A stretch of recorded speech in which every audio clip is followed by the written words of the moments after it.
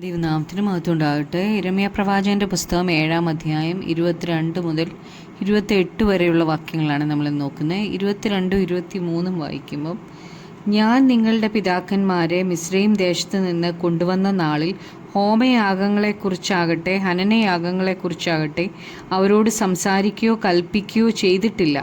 എൻ്റെ വാക്ക് കേട്ടനുസരിപ്പീൻ. എന്നാൽ ഞാൻ നിങ്ങൾക്ക് ദൈവമായും നിങ്ങൾ എനിക്ക് ജനമായും ഇരിക്കും. നിങ്ങൾക്ക് നന്നായിരിക്കേണ്ടതിന് ഞാൻ നിങ്ങളോട് കൽപ്പിച്ചിട്ടുള്ള വഴികളിലൊക്കെയും നടപ്പീൻ എന്നീ കാര്യമത്രേ ഞാൻ അവരോട് കൽപ്പിച്ചത്. 10 കൽപ്പനകൾ ദൈവം സീനായ് മലയിൽ വെച്ച് മോശയ്ക്ക് കൊടുക്കുമ്പോൾ യാഗത്തെക്കുറിച്ചൊന്നും ദൈവം പറഞ്ഞിരുന്നില്ല. പിന്നീടാണ് യാഗങ്ങളെക്കുറിച്ച് ദൈവം ഈ ജനത്തോട് പറഞ്ഞത്. പൗരോഹിത്യത്തെക്കുറിച്ചോ യാഗത്തിനെക്കുറിച്ചോ ഇസ്രായേലിന് നിയമങ്ങൾ കൊടുക്കുന്നതിന് മുമ്പേ ദൈവം അവരോട് തന്നെ അനുസരിക്കാനാണ് പറഞ്ഞത്.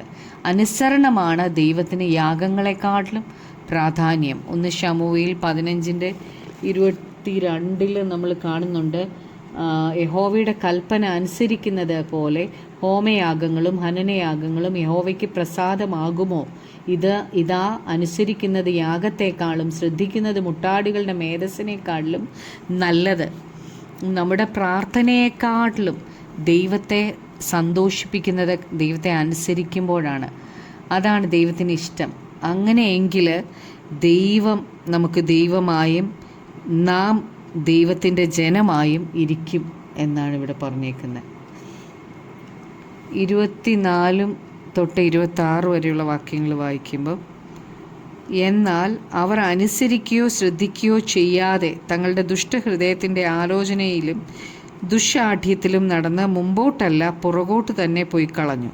നിങ്ങളുടെ പിതാക്കന്മാർ മിസ്രയീം ദേശത്ത് നിന്ന് പുറപ്പെട്ട നാൾ മുതൽ ഇന്നുവരെ ഞാൻ അതികാലത്തും ഇടവിടാതെയും പ്രവാചകന്മാരായ എൻ്റെ സകലദാസന്മാരെയും നിങ്ങളുടെ അടുക്കൽ പറഞ്ഞയച്ചു വന്നു.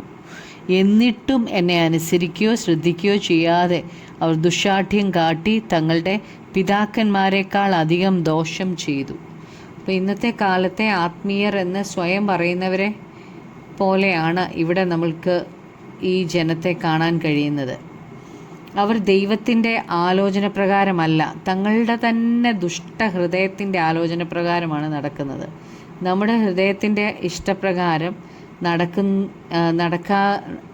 എളുപ്പമാണ്, കാരണം നമുക്ക് ബോധിച്ച പോലെ അങ്ങ് നടന്നാൽ മതി. എന്നാൽ ദൈവത്തിൻ്റെ ഹൃദയത്തിൻ്റെ ആലോചന പ്രകാരം നടക്കുന്നത് അത്ര എളുപ്പമുള്ള കാര്യമല്ല. എങ്കിലും അതിൻ്റെ അവസാനം സന്തോഷവും സമാധാനവും ആനന്ദവും നമുക്ക് നൽകും. മത്തായി 7:13-12 നമ്മൾ വായിക്കുമ്പോൾ, ഇടുക്കുവാതിലിലൂടെ അകത്ത് കടപ്പി. നാശത്തിലേക്ക് പോകുന്ന വാതിൽ വീതിയുള്ളതും വഴി വിശാലവും അതിൽ കൂടി കടക്കുന്നവർ അനേകരുമാകുന്നു. ജീവങ്കിലേക്ക് പോകുന്ന വാതിൽ ഇടുക്കവും വഴി ഞെരുക്കവും ഉള്ളത്, അത് കണ്ടെത്തുന്നവർ ചുരുക്കമത്രേ. 27-28 വാക്യങ്ങൾ വായിക്കുമ്പം, ഈ വചനങ്ങളെയൊക്കെയും നീ അവരോട് പറയുമ്പോൾ അവർ നിനക്ക് ചെവി തരികയില്ല. നീ അവരെ വിളിക്കുമ്പോൾ അവർ ഉത്തരം പറയുകയില്ല. എന്നാൽ നീ അവരോട് പറയേണ്ടത്, തങ്ങളുടെ ദൈവമായ യഹോവയുടെ വാക്ക് കേട്ട് അനുസരിക്കുകയോ ഉപദേശം കൈക്കൊള്ളുകയോ ചെയ്യാത്ത ജാതിയാകുന്നു ഇത്. വിശ്വസ്തത നശിച്ച് അവരുടെ വായിൽ നിന്ന് നിർമൂലമായിരിക്കുന്നു. യിരെമ്യാവ് ഇതൊക്കെ ആലയത്തിൻ്റെ വാതിൽക്കൽ നിന്നുകൊണ്ടാണ് ജനത്തോട് പറയുന്നത്. ദൈവം യിരെമ്യാവിനെ ഏൽപ്പിച്ച ദൗത്യം താൻ ചെയ്യുന്നെങ്കിലും ഇസ്രായേൽ ജനം അവന് ചെവി കൊടുക്കത്തില്ല. വളരെ പ്രയാസമുള്ള കാര്യമാണ് തന്നെ ദൈവം ഏൽപ്പിച്ചിരിക്കുന്നത്. അനുസരിക്കാത്ത മത്സരഗ്രഹത്തിൻ്റെ അടുത്താണ് ദൈവം അയച്ചിരിക്കുന്നവർ യിരെമ്യാവിന്. ദൈവത്തിൻ്റെ ജനമായി ദൈവം തെരഞ്ഞെടുത്ത ഇസ്രായേൽ തങ്ങളുടെ ദൈവത്തെ ശ്രദ്ധിക്കുന്നതേയില്ല. ദൈവത്തിൻ്റെ ഉപദേശം അവർ തള്ളിക്കളയുകയാണ്. ദൈവം അവരുടെ തെറ്റുകൾ പറഞ്ഞു കൊടുത്താലും അവരത് ശ്രദ്ധിക്കത്തില്ല. അവർക്കതിന് താല്പര്യമില്ല. അവരുടെ വായിൽ സത്യമില്ല. അവർ ഭോഷ്കിലാണ് പ്രിയപ്പെടുന്നത്.